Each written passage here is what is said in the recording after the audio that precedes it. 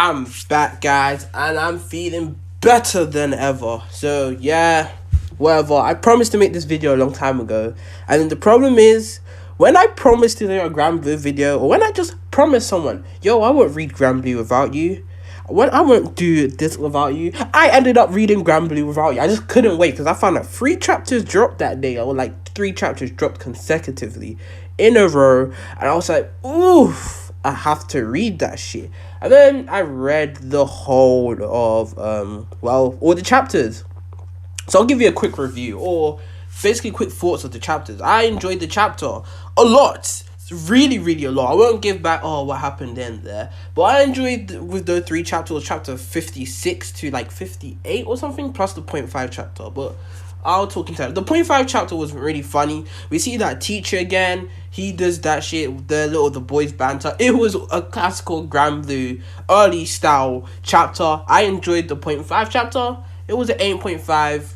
Let's move on. We move, boys. But yeah, whilst I was reading the Granblue chapters, or reading the last few chapters of Granblue, I was very, very, very emotionally torn apart, because these were weird for Granblue. What these chapters did, in my personal opinion, or what the story is telling, was kind of different. Because when I usually watch Granblue, I expect to go laugh my ass off and then leave and have a great fucking time. Maybe see some romance storylines, maybe see some other stuff, but mainly just have a great time.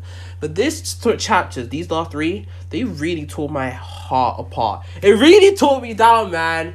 At first, I was thinking, fuck Chisa's mother. She is such a bitch.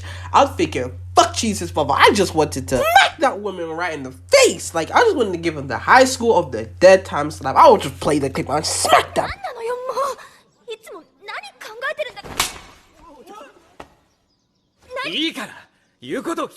Abuse to Chisa was just fucking draining, and it was just pissing me off. I was like, fuck you, because honestly, Chisa's one of my top 5 favorite Granblue characters, and I really enjoy Chisa a lot. Like, I fucking love Chisa. Like, she's top 5. She's not the funniest Granblue character, but she's the most human in my opinion. I just relate to her.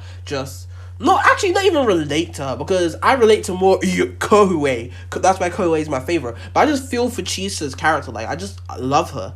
And the thing is with Chisa as well, and what made it worse, because we built all this time with Chisa. We love Chisa, and now her mom just treat her like shit. One of our characters we love.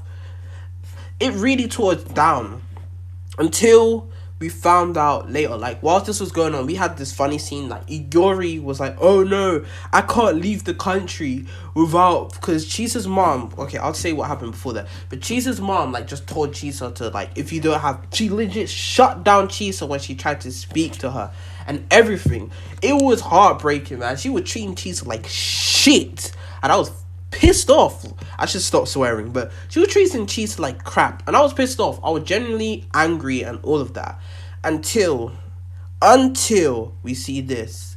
We saw this moment when Iori's like, oh, blah blah blah, I left my porn mag, so I can't go, because someone gave him a porn mag. They were all getting gifts, and then Iori received the porn mag. So Iori ran back to Chisa's mom's house, and then, to get the porn mag, and missed the plane. That's what they thought happened. But what generally happened was that Iori went to talk to the mom, and we found out the true story. We found out her side, what's going on, that in fact she didn't want Chisa to go through the same suffering she did, because Nanaka, it was too late for Nanaka to have the same problem. It was too late for Nanaka to have that problem, but it was not too late for Chisa, if you know what I mean. Like, yeah, Chisa could still not be a diving instructor. She was trying her hardest not for Chisa to be there, because she lost some of her hearing. She's part deaf.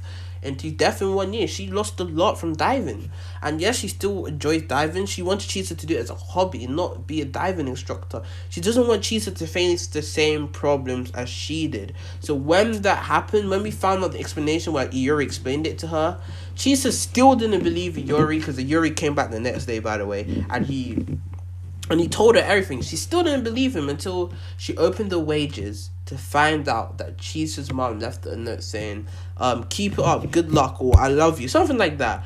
Just keep it up. Let me go on my computer. You see, it's handy to have one of these around. Haha. But he gave her a note which meant a lot to her. Oh, it was a good luck note, I think. It was like, well done, like a good job. You're doing well, my daughter type notes. And then whilst that was going on, Chisa was just happy and she was smiling. And then she had the conversation with Iori. So whilst everybody's come back, went straight back to Grand Blue. Everybody naked, everybody drunk as fuck. But it went straight back to classical Grand Blue.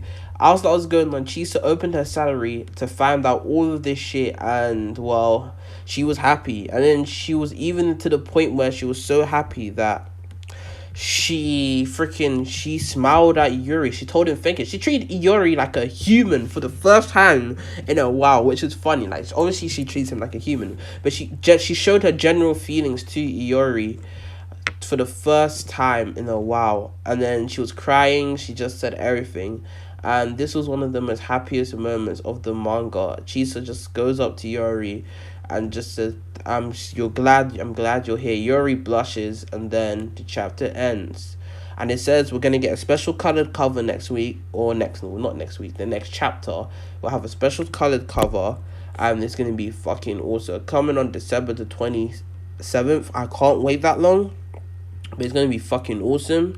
And I'm gonna generally enjoy this chapter so much because Grand Blue has just been killing it consistently. Generally one of my favorite mangas, like literally top 3. One of my favorite manga / anime of all time period. I just enjoy it so much.